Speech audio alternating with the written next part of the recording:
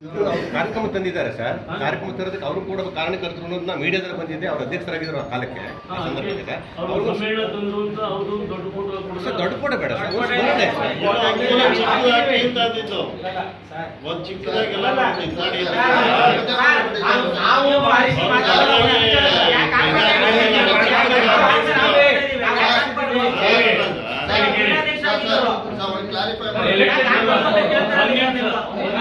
ಚುನಾವಣೆಯಿಂದ ಗೆದ್ದಿ ಅಧ್ಯಕ್ಷ ಆಗಿದ್ದವರು ಚುನಾವಣೆಯಿಂದ ಗೆದ್ದಿ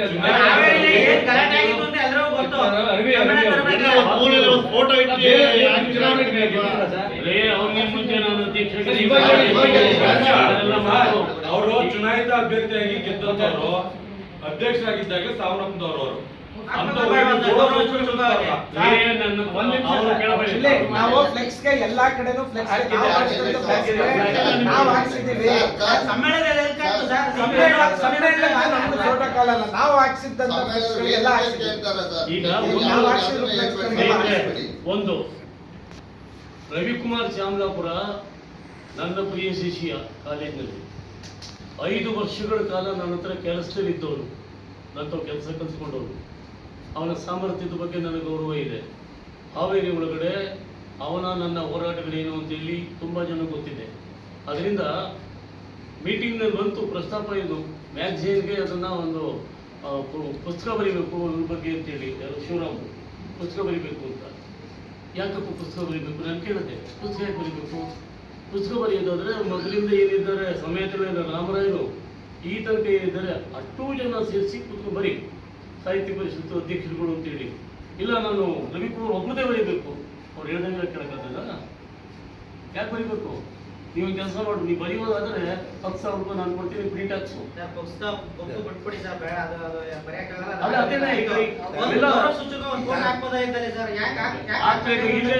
policy matter policy matter ನಮ್ದು ಹಾಕಿಂತ ನಾವು ಕೇಳೋಲ್ಲ.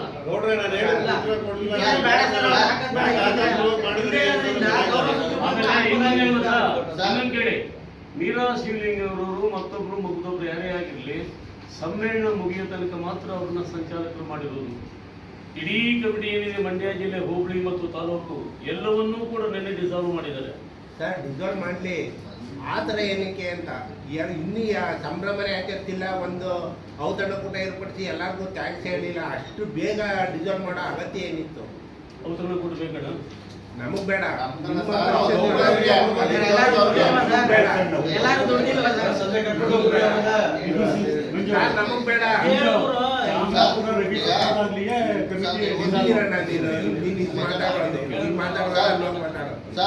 ನಿಮ್ಮಲ್ಲಿ ವೇದಿಕೆಯಾದ ಗೋಷ್ಠಿಗಳೇನು, ಒತ್ತಾಯಗಳೇನು, ಆದ್ರೆ ನೀವು ನಿರ್ಣಯ ಕೈಗೊಂಡದ್ದೇನು? ಯಾವುದಕ್ಕೂ ತಾಳೇನೇ ಇಲ್ಲ. ನಿರ್ಣಯ ಎಲ್ಲಿ ಇದಾದದ್ದು ಸರ್? ಸಮ್ಮೇಳನ ಹೇಗೆ ನಡೆಯಿತು, ಹೇಗೆ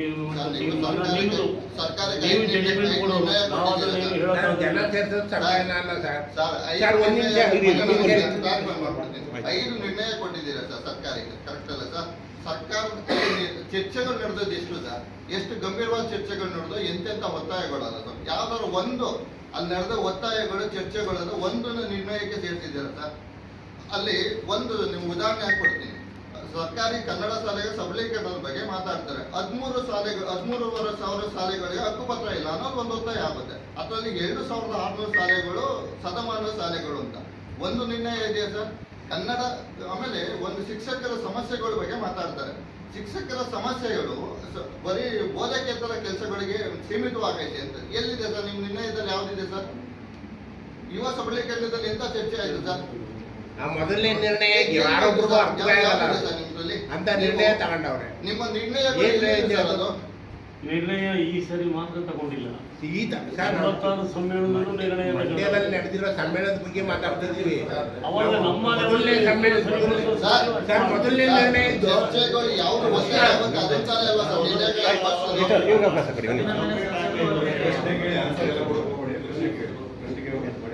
ಮೊದಲನೇ ನಿರ್ಣಯ ಯಾರೊಬ್ರಿಗೂ ಅರ್ಥವೇ ಆಗಲ್ಲ. ಅದು ಯಾವ ಬ್ರಹ್ಮ ಬರೆದ್ರು ಅದನ್ನ ಯಾರಿಗೂ ಅರ್ಥ ಆಗ್ಲಿಲ್ಲ. ನಮ್ಗಂತೂ ಹೆಂಗೆ ನಮ್ಗೆ ಅರ್ಥ ಆಗ್ತಿಲ್ಲ, ಹೆಂಗ್ ಸಿಂಪ್ಲಿಫೈ ಮಾಡೋದು? ನಮ್ಗೆ ಅರ್ಥ ಆಗ್ಲಿಲ್ಲ ಅಂದ್ಮೇಲೆ ಸಿಂಪ್ಲಿಫೈ ಹೆಂಗ್ ಮಾಡಿದ್ವಿ? ಹೌದು, ನಮ್ಗೆ ಅರ್ಥ ಆಗಲಿಲ್ಲ ಅಂದ್ಮೇಲೆ ಇದೇ ಸಾಮಾನ್ಯ ಜನಕ್ಕೆ ಉದ್ದೇಶಕ್ಕೆ ಏನಂತ ಜೋಶಿ ಹೇಳೋದು? ಅವರದ್ದು ಒಡೆದಾಡ ನೀತಿ ಅಂತ ಹೇಳ್ತಾರೆ. ಇದೇ ಉದ್ದೇಶಕ್ಕೆ ಇದು ಯಾಕೆಂದ್ರೆ ಜೋಶಿ ಅವರು- ಇವರು ಸರಿಯಾದ ಒಬ್ಬ ರಾಜ್ಯಾಧ್ಯಕ್ಷನಾಗಿ ಸರ್, ಇಲ್ಲಿ ಬಂದು- ಸರಿಯಾದ ನಿರ್ಧಾರಗಳನ್ನ ತಗೊಳ್ಳದೆ, ಸಂಘಟನೆ ಮಾಡದೆ, ವಿಶ್ವಾಸ ತಗೊಳ್ಳದೆ ನಡ್ಕೊಳ್ತಾ ಇರೋ ರೀತಿ ಬಗ್ಗೆ ಹೇಳ್ತಾರೆ. ಅಭಿಪ್ರಾಯಗಳನ್ನೇ ಸಂಗ್ರಹಿಸದೆ, ಯಾರೊಬ್ಬರ ಸಲಹೆಗಳನ್ನು ಸ್ವೀಕರಿಸದೆ, ಏಕಾಭಿಪ್ರಾಯವಾಗಿ ಫಸ್ಟ್ ಆರಂಭದಿಂದನೂ ಹೋದ್ರು. ನೀವು ನಿಮ್ದು ಹೇಳ್ಕೊಂಡು ಬಂದ್ರಿ. ಸಾಹಿತ್ಯೇತರನ್ನ ಆಯ್ಕೆ ಮಾಡಬೇಕು ಅಂತ ಚರ್ಚೆ ಹುಟ್ಟಾಕ್ತವ್ರು ಯಾರು ಸರ್? ಸಾಹಿತ್ಯೇತರರು ಅವರೇ ಅವರೇ ಹುಟ್ಟಾಕಿದ್ದಲ್ವಾ? ಅದು ವಿವಾದಕ್ಕೂ ಕಾರಣ ಆಯ್ತಲ್ವಾ ಅದು? ಕಂಡುಕೊಂಡಿಲ್ವಲ್ಲ ಅವರು. ಆಮೇಲೆ ಮೀರಾ ಶಿವಲಿಂಗಯ್ಯನವ್ರನ್ನ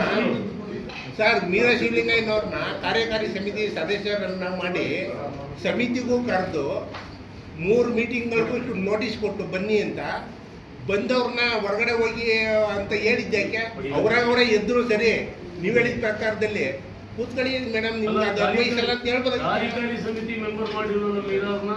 ಮತ್ತೆ ಮೀಟಿಂಗ್ ನೋಟಿಸ್ ಯಾಕೆ ಹೋಯ್ತು? ಮೀಟಿಂಗ್ ನೋಟಿಸ್ ಯಾಕೆ ಹೋಯ್ತು ಸರ್ ಯಾಕೆ? ಅವ್ರಿಗೆ? ಅವ್ರಿಗೆ ನೋಟಿಸ್ ಅಂದ್ರೆ ಬಂದು ಕೂತಿದ್ರು. ಯಾರು ಸರ್? ಮೇಡಮ್ ಕೇಳ್ರಿ ಹೋಗಿ. ಸರ್ ಅದನ್ನೇ ಹೇಳಿದ್ದು ಸರ್, ಅವ್ರು ಹೋಗ್ಬೇಕು ಅಂತ ಬಂದು ಕೂತ್ಕೊಂಡ್ರು ಎದ್ರು. ಯಾರು ಬೇಡ ಅಂತ. ಬೇಡ ಅಂತ ಹೇಳ್ಬೋದಾಗಿತ್ತಲ್ಲ. ನೀವು ಇಲ್ಲೇ ಕನ್ಫ್ಯೂಸ್ ಮಾಡ್ತಾ ಇರೋದು. ಅವ್ರು ಹೇಳಿದ್ದೇನು ಅಂದ್ರೆ, ನನ್ನ ಮೀಟಿಂಗ್ ಕಾಲ್ ಮಾಡಿ ವಾಟ್ಸಪ್ ಹಾಕಿದ್ರು, ಕೂಗಿದ್ರು, ಕೂಗಾದ್ಮೇಲೆ ನನ್ನ ಆಚೆ ಕಳಿಸಿದ್ರು ಅಂತ ಅವ್ರು ಹೇಳ್ತಾ ಇದ್ದಾರೆ. ನೀವು ಹೇಳ್ತಾ ಸರ್, ಅವ್ರಾಗಿದ್ದವ್ರು ಸರ್, ಮುಖಾಮುಖಿ ಹೇಳ್ತಾ ಇರೋದು ಈಗ ನಡೆದಿರೋದು ಸತ್ಯ. ಅವ್ರು ಹೇಳಿದ್ದು ಆ ತರ, ನೀವ್ ಹೇಳ್ತಾ ಇರೋದು ಈ ತರ. ಸರ್, ಯಾವ ರೀತಿ ಇದೇ ಸತ್ಯ. ಸರ್ ಎದ್ದಾದ್ಮೇಲೆ ಕೂತ್ಕೊಳ್ಳಿ ಅಂತ ಈ ಜನ ಹೇಳ್ಬೋದಾಗಿತ್ತಲ್ಲ ನಾವು ಸರ್? ಮೋಸ ಮಾಡೋಕ್ಕಾಗಲ್ಲ. ಸರ್ ಆಯ್ತು, ಎದ್ದಾದ್ಮೇಲೆ ಕೂತ್ಕೊಳ್ಳಿ ಅಂತ ಹೇಳ್ಬೋದಾಗಿತ್ತಲ್ಲ? ಎದ್ದಾದ್ಮೇಲೆ ಅವರು ಕೂತ್ಕೊಳ್ಳಿ ಅಂತ ಹೇಳ್ಬೋದಾಗಿತ್ತಲ್ಲ? ಯಾಕೆ ಆ ಥರ ರಾಜಿ ಮಾಡ್ಕೋಬೇಕು? ಯಾರು ರಾಜ್ಯಾಧ್ಯಕ್ಷರು. ಸರ್ ರಾಜಿ ಅಂತದ್ದು ಸರ್, ಅಲ್ಲಿ ರಾಜಿ ಎಲ್ಲಿ ಬರುತ್ತಲ್ಲಿ? ರಾಜಿ ಎಲ್ಲಿ ಬರುತ್ತಲ್ಲಿ? ಕೂತ್ಕೊಳ್ಳಿ ಅಂತ ಹೇಳ್ಬೋದಾಗಿತ್ತಲ್ಲ? ಇದು ಅಧ್ಯಕ್ಷರು ಅಹಂಕಾರ ಧೋರಣೆ ಅಲ್ವಾ ಸರ್ ಇದು? ಸಂಚಾಲಕರಾಗಿ ಪಾಲಿಸಿ ಅಲ್ಲ ಸರ್, ಪಾಲಿಸಿ ಮ್ಯಾಟ್ರ್ ಎಲ್ಲೂ ಬರಲ್ಲ. ಒಂದ್ ಗೌರವವಾಗಿ ಒಂದು ಟ್ಯಾಕ್ಸ್ ಹೇಳಿ, ಆಯ್ತಮ್ಮ ಆಯ್ತು ಬಂದಿದ್ದೀರಾ ಎಲ್ಲ ಓಡಾಡಿದ್ದೀರಾ ಅಂತ ಟ್ಯಾಕ್ಸ್ ಹೇಳಿಕ್ಕಿಲ್ವಾ? ರಾಜ್ಯಾಧ್ಯಕ್ಷರು ಯಾರೇ ಆಗ್ಲಿ ನೀವ್ ಹೇಳಿ ಗೌಡ್ರೆ, ಸರ್, ಯಾರು ಹೋಗಿ. ಹೇಳಿಕ್ಕಿಲ್ವಾ ಆತರ? ಗೋಷ್ಠಿಗಳ ವಿಚಾರದಲ್ಲಿ ರಾಜ್ಯಾಧ್ಯಕ್ಷರು ಎಂದಾದ್ರೂ ಆತರದನ್ನೇ ತೀರ್ಮಾನ ತಗೊಂಡಲ್ಲ. ಸರ್, ಗೋಷ್ಠಿಗಳ ವಿಚಾರದಲ್ಲಿ ಎಂದಾದ್ರೂ ಎಲ್ಲ ನಮ್ಮವ್ರ ಸಪೋರ್ಟ್ ಸರ್ ಮಾಡಿ ಗ್ಲೋಬಲ್ ಏನ್ ಸರ್ ಹುಡುಕ್ತಾ ಇದ್ದೀರಿ ಅವತ್ತಿಂದ? ಏನ್ ಹುಡುಕ್ರಿ ಸರ್? ಸಪೋರ್ಟ್ ಮಾಡ್ತೀವಿ. ನಮ್ಮವ್ರ ತಂದಾಕ್ಬಿಟ್ಟು ಹೋಯ್ತಾರೆ. ನಾವು ಕರೆಕ್ಟ್ ಆಗಿರ್ಬೇಕು. ನೀವು ನಮ್ಮಲ್ಲಿ ತಂದಾಕೋದಕ್ಕೆ ಯಾವೊಂದು ಸಾಧ್ಯ ಇಲ್ಲ. ಸಾಧ್ಯ ಮಾಡಿದ್ದಾರೆ ಇವತ್ತು. ಸರ್ ಒಳಗೊಳ ನೀತಿಯಲ್ಲಿ ಅದೇ ಅವರಿಗೆ ವರದಿ ಆ ರೀತಿ ಹೋದವರು. ಅಲ್ಲ, ಮಧ್ಯದಲ್ಲಿ ನಮ್ಮದು ಸಾಧ್ಯ ಇಲ್ಲ. ಏನ್ ಜಗಳಾಡುವ ಅಷ್ಟೇ. ಕೈ ಮುಗಿತೀವಿ. ಕೈ ಮುಗಿದಲ್ಲ, ನೀವ್ ಹೇಳಿ. ಒಂದು ದಿನ ಬಂದು ನಾನು ಸಂಚಾಲಕರಾಗಿ ಕೆಲಸ ಮಾಡಿದಿರಿ, ಒಂದ್ ದಿನ ಬಂದು ಮಾಡಕ್ಕಾಯ್ತಿರಲ್ವಾ? ನಿರ್ಣಯಗಳು ಯಾವ ಮಂಡಲದಲ್ಲಿ ಸರ್ ನಿರ್ಣಯ ಆದದ್ದು? ನಿಮ್ಮ ನಿರ್ಣಯ ಯಾವ ಮಂಡಲದಲ್ಲಿ ಆಯ್ತದ? ನಿರ್ಣಯಗಳ ಬಗ್ಗೆ ತಾವು ಹೇಳಿದ್ರಿ. ಅವರು ಸಮ್ಮೇಳನದಲ್ಲಿ ಅವರು ಒಬ್ಬ ಜವಾಬ್ದಾರಿ ಸ್ಥಾನ ಹೊತ್ತವರು. ಪ್ಲಸ್ ನೀವು ಯಾವ ಜವಾಬ್ದಾರಿ ಹೊಂದಿರೋ ಗೊತ್ತಿಲ್ಲ. ಪ್ಲಸ್ ನಾನು ನೇರವಾಗಿ ಒಂದು ಕ್ವಶನ್ ಮುದ್ದೇಗೌಡರಿಗೆ ದಯವಿಟ್ಟು ಮುದ್ದೇಗೌಡ್ರೆ ಮಾತಾಡಿ, ಅಧ್ಯಕ್ಷರು. ಮಾತಾಡ್ತಾ ಕೊಡಿ. ನಮ್ಗೆ ಹುಷಾರಿಲ್ಲ ಕಣ್ರೀ. ಇಲ್ಲ, ನಾನು ಕೇಳ್ದೆ, ಯಾಕಂದ್ರೆ ನೀವು ಜವಾಬ್ದಾರಿ ಹೊತ್ತಿರೋ ಸಮ್ಮೇಳನದಲ್ಲಿ ನೀರ್ ಕೊಡಪ್ಪ. ಪ್ರಾಮಾಣಿಕವಾಗಿ ಚಾಲ್ತಿ ತರೋದಕ್ಕೆ ಪ್ರಯತ್ನ ಮಾಡ್ತೀವಿ. ಮಾಡಲ್ಲ ಬಿಡಿ ಸರ್, ಅದು ಯಾವ ಅರ್ಥ ಇಲ್ಲ. ಯಾವುದೇನೋ ಅಂತ ಅರ್ಥವಾಗದ ನಿರ್ಣಯಗಳನ್ನ ಯಾವ ಕರಿತೀವಿ? ಯಾವ ತರ ಅದು ಸರ್ ನಿರ್ಣಯಗಳು ಕೈಗೊಳ್ಳೋದು ಯಾವ ತರ? ಯಾಕಂದ್ರೆ ನೀವು ಆ ಸಮ್ಮೇಳನ ಜವಾಬ್ದಾರಿ ಸ್ಥಾನದಲ್ಲಿ ಇದ್ದವರು. ಹಾಗಾಗಿ ನಿಮ್ಮನ್ನ ಕೇಳ್ತಾ ಇದ್ದೀನಿ ನಾನು. ನೆಕ್ಸ್ಟ್ ವೀಕ್ ರಾಜ್ಯಾಧ್ಯಕ್ಷರು ಕರೆಸ್ತೀನಿ. ಬೇಡ ಬಿಡಿ ಸರ್, ಈ ಟೈಮಲ್ಲಿ ಇದ್ದವರು ಮುಂದಕ್ಕೆ ಒಂದೇ ಪ್ರಯತ್ನ. ನಾವೀಗ ಹೇಳಿಕೊಟ್ಟಿರೋದು ಹೊಸ ಕಮಿಟಿ ಬಗ್ಗೆ ಮಾತಾಡಕ್ಕಿಲ್ಲ. ಮತ್ತೆ ಅದ್ರ ಬಗ್ಗೆ ನೀವು ಬೇರೆ ಎಲ್ಲ ಸರ್ ನಾವೆತ್ತಿಲ್ಲ, ನೀವೇ ಯಾಕೆಂದ್ರೆ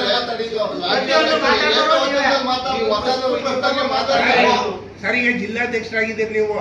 ನಿಮ್ಮನ್ನು ಬಳಸ್ಕೊಂಡು ಈ ರೀತಿ ಬಿಸಾಕ್ಬಿಟ್ಟು ಹೋದ್ರೆ ಏನ್ ಮಾಡ್ತೀರಿ? ನನ್ನ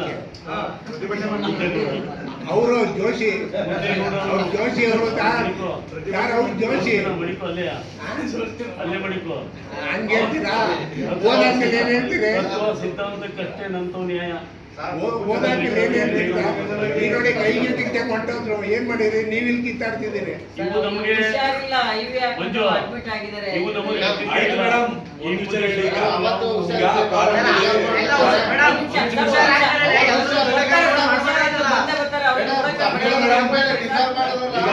ಒಂದು ಆರೋಗ್ಯಕರ ಚರ್ಚೆ, ಒಂದು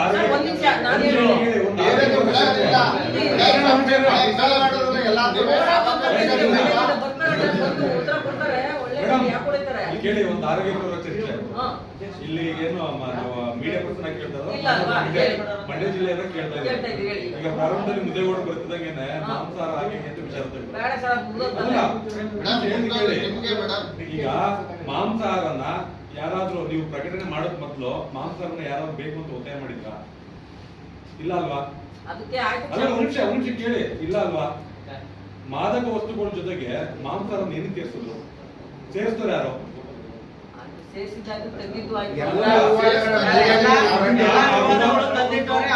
ಆ ವಿವಾದನ ಅಲ್ಲಿ ಸೇರಿಸಿದಕ್ಕೋಸ್ಕರ ವಿವಾದ ಸೃಷ್ಟಿ ಆಯ್ತು. ಬಟ್ಟೆನೂ ಕೊಡಂಗ ಆಗೋಯ್ತು. ಮುಂಚೆ ಕೊಟ್ಟರು ಅವಶ್ಯಕತೆ ಇರಲಿಲ್ಲ.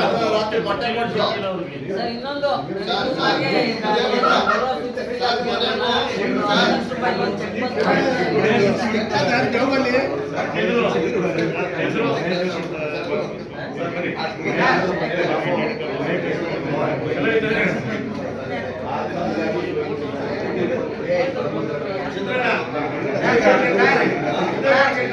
ಜಿಲ್ಲಾಧ್ಯಕ್ಷರಾಗಿ ನೀವಾದ್ರೆ ಈಗ ಒಗ್ಗಟ್ಟಾಗಿ ತಗೊಂಡೋಗ್ತೀರಾ ಸರ್?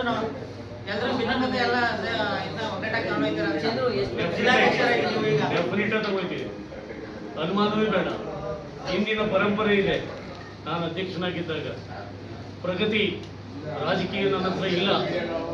ಕೆಲಸ ಮಾಡೋದಷ್ಟೇ ನಮಗೆ ಗೊತ್ತಿರೋದು. ನಮ್ಮ ಕೆಲಸ ಕಲಿಸಿರೋರು ನನಗೆ ತಗೊಳ್ಳಿ. ನಿಮ್ ರಾಜ್ಯಾಧ್ಯಕ್ಷರು ಒಂದು ಸಲಹೆ ಸೂಚನೆಗಳು ಸ್ವೀಕರಿಸುವ ಮನಸ್ಥಿತಿ ಇಲ್ಲ. ಇಂಥದ್ದು ಹೆಂಗೆ ನೀವು ಇರೋದನ್ನ ಸಂಭಾಳಿಸ್ತೀರಾ ಜಿಲ್ಲೆಯಲ್ಲಿ?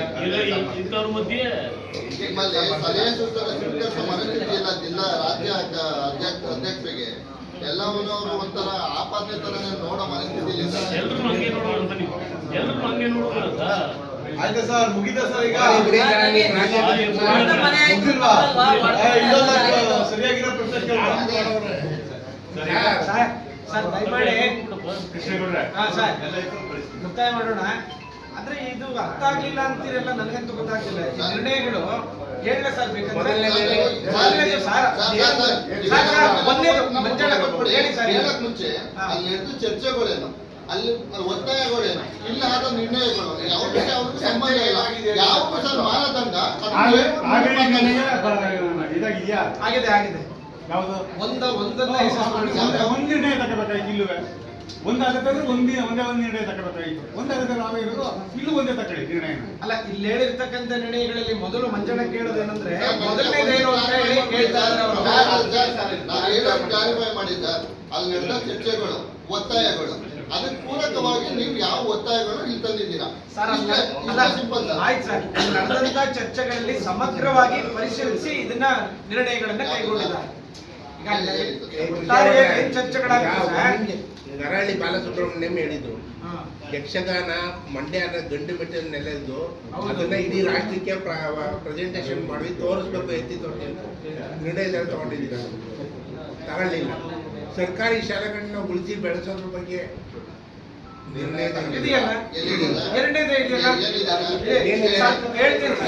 ಸರ್ಕಾರದ ಎಲ್ಲ ಕನ್ನಡ ಶಾಲೆಗಳಿಗೆ ಕಟ್ಟಡ, ವಾಚನಾಲಯ, ಆಟದ ಮೈದಾನ ಸೇರಿದಂತೆ ಇತರೆ ಮೂಲ ಸೌಕರ್ಯಗಳನ್ನು ಒದಗಿಸುವ ಮತ್ತು ಖಾಲಿ ಇರುವ ಶಿಕ್ಷಕರ ಹುದ್ದೆಗಳಿಗೆ ನೇಮಕಾತಿ ಕ್ರಮಕ್ಕೆ ಸರ್ಕಾರ ತ್ವರಿತ ಕ್ರಮ ಕೈಗೊಳ್ಳಬೇಕು.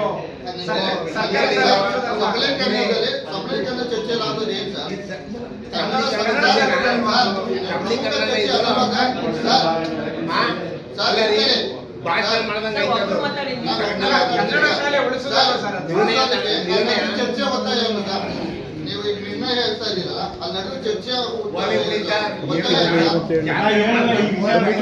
ಇಲ್ಲ. ಕೃಷ್ಣಪ್ಪ ಮಾತಾಡಿ ಇವರನ್ನ ಇವತ್ತಿಗೆ ನಾವು ಆಯ್ಕೆ ಮಾಡ್ಕೊಂಡಿದ್ದೀವಿ. ತಾಲೂಕು ಮತ್ತು ಹುಬ್ಬಳ್ಳಿ ಘಟಕದ ಎಲ್ಲ ಕಮಿಟಿನ ಡಿಸಾಲ್ವ್ ಮಾಡಿದ್ದೀವಿ. ಮುಂದಿನ ವಾರ ಪ್ರತಿ ತಾಲೂಕು ಕೂಡ ನಮ್ಮ ತಂಡ ಭೇಟಿ ನೀಡಿ ಆಸಕ್ತಿಯಿಂದ ಕೆಲಸ ಮಾಡುವಂಥವರು, ರಾಜಕೀಯವನ್ನು ಹೊರತುಪಡಿಸಿದಂಥ ವ್ಯಕ್ತಿಗಳನ್ನು ಹುಡುಕಿಕೊಂಡು ನಾವು ತಾಲೂಕು ಜವಾಬ್ದಾರಿಯನ್ನು, ಹೋಬಳಿ ಜವಾಬ್ದಾರಿಯನ್ನು ಅವ್ರಿಗೆ ವಹಿಸ್ತಾ ಇದ್ದೀವಿ. ಈಗ ಯಾರಿಗೂ ಕೂಡ ತೊಂದರೆ ಇಲ್ಲ. ಜಿಲ್ಲಾ ಸಮ್ಮೇಳನ ಮಾಡಲಿಕ್ಕೆ ಅಂತೇಳಿ ರಾಜ್ಯ ಸರ್ಕಾರ 6 ಲಕ್ಷ ರೂಪಾಯಿ ಕೊಡ್ತಾ ಇದೆ. ಅದು ಇನ್ನೂ 50,000ಕ್ಕೆ ಜಾಸ್ತಿ ಮಾಡುವಂಥ ಆಲೋಚನೆ ಕೂಡ ಇದೆ. ತಾಲೂಕು ಸಮ್ಮೇಳನಕ್ಕೂ ಕೂಡ 1 ಲಕ್ಷ ಕೊಡ್ತಾ ಇದೆ. ಹೋಬಳಿ ಸಮ್ಮೇಳನಕ್ಕೆ 50,000 ಕೊಡ್ತಾ ಇದೆ.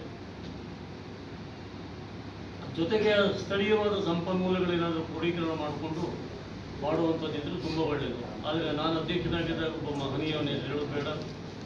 ನಾನು ಕೊಟ್ಟಂಥ ದುಡ್ಡಲ್ಲಿ 75% ದುಡ್ಡು ಉಳಿಸ್ಕೊಂಡು ಸಮ್ಮೇಳನ ಮಾಡಿಬಿಟ್ಟ. ನಾವು ಅನಾಹುತ ಇದೆ, ಅದು ಬೇರೆ ವಿಚಾರ. ಲೆಕ್ಕ ಕೊಡಬೇಕಾಗ್ತದೆ. ಲೆಕ್ಕ ಕೊಡದೇ ಇದ್ದಾಗ ಅವ್ರನ್ನ ವಿತಿನ್ ಮಿನಿಟ್ ನೋಡಿ ಜಾರಿ ಮಾಡಿ ತೆಗೆಯೋದಕ್ಕೆ ಅವಕಾಶನೂ ಮಾಡಿಕೊಟ್ಟಿದ್ದಾರೆ. ಮತ್ತು ಯಾವುದೇ ಪೊಲೀಸ್ ಕೇಸ್ಗಳಾಗಲಿ ಕ್ರಿಮಿನಲ್ ಅಂಥದ್ದಿದ್ರೆ ಅವ್ರನ್ನ ಯಾವ ಕಾರಣಕ್ಕೂ ಅದನ್ನು ಕಂಟಿನ್ಯೂ ಮಾಡೋದು ಸಾಧ್ಯ ಇಲ್ಲ. ಅದನ್ನು ತೆಗಿತಾರೆ. ಅದು ರಾಜ್ಯಾಧ್ಯಕ್ಷರು ಅಪ್ರೂವ್ ಮಾಡೋದು ಬೇಕಾಗ್ತದೆ. ಅಲ್ಲಿಂದ ಅದನ್ನು ತಗೋತಾ ಇದ್ದೀವಿ. ಇನ್ನೊಂದು ತಿಂಗಳಲ್ಲಿ ಎಲ್ಲ ಕೂಡ ಈ ಎಲ್ಲ ನಮ್ಮ ಈ ಪ್ರಕ್ರಿಯೆಗಳನ್ನು ಮುಗಿಸಿ ಅಧಿಕೃತವಾಗಿ ನಾವು ಕೆಲಸ ಪ್ರಾರಂಭ ಮಾಡ್ತೀವಿ. ದಯವಿಟ್ಟು ಮಾಧ್ಯಮದ ಎಲ್ಲ ಗೆಳೆಯರು ನಮ್ಮ ಜೊತೆ ಸಂಪೂರ್ಣ ಸಹಕಾರವನ್ನು ಕೊಡಬೇಕು ಅಂತ ರಿಕ್ವೆಸ್ಟ್ ಮಾಡ್ತೀವಿ.